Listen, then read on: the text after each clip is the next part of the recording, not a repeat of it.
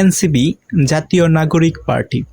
এখন জাতীয় নাগরিক পার্টি এনসিপি তারা হচ্ছে একটা নতুন রাজনৈতিক দল, অর্থাৎ নতুন রাজনৈতিক দল হওয়ার পর যেমন ব্যাপক একটা আলোড়ন তৈরি করছে এবং যত দ্রুত হচ্ছে মানুষের কাছে পৌঁছে গেছে, সেটা কিন্তু অন্য কোনো রাজনৈতিক দলের পক্ষে কিন্তু কখনোই সম্ভব হয়নি।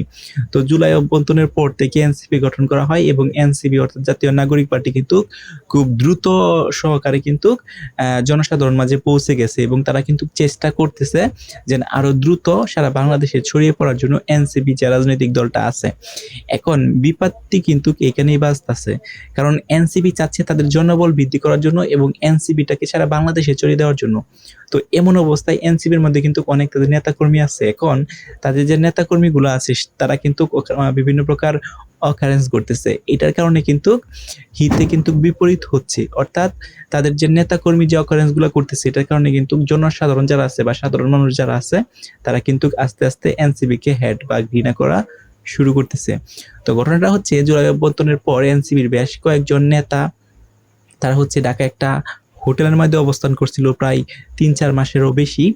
সেখানে হচ্ছে তাদের যে হোটেল ভাড়া আছে সেটা কিন্তু দেয় নাই এবং যে রুমগুলোর মধ্যে তারা থাকতো সেখানে হচ্ছে প্রতি রুমের ভাড়া হচ্ছে পার ডে ৩,০০০ টাকা, অর্থাৎ প্রতিদিন হচ্ছে ৩,০০০ টাকা ভাড়া হইতো।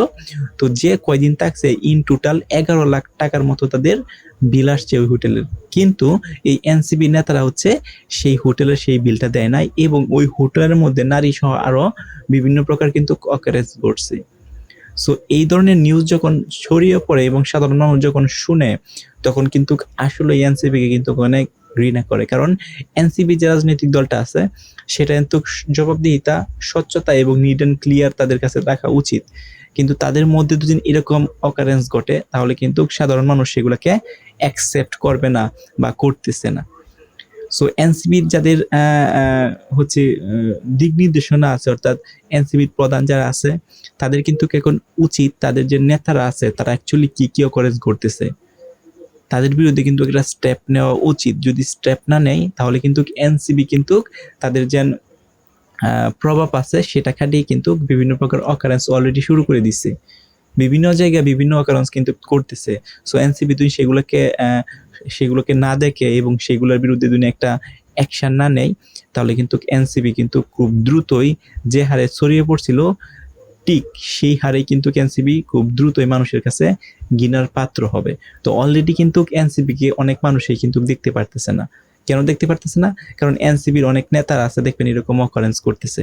সো এখন রাইট নাও এনসিপি দুনিয়া এগুলাকে না থামাইতে পারে তাহলে হয়তো বা এনসিপি আর বেশি দিন টিকবে না। টিকবে পরের কথা, সাধারণ মানুষ এনসিপি কে চাবে না।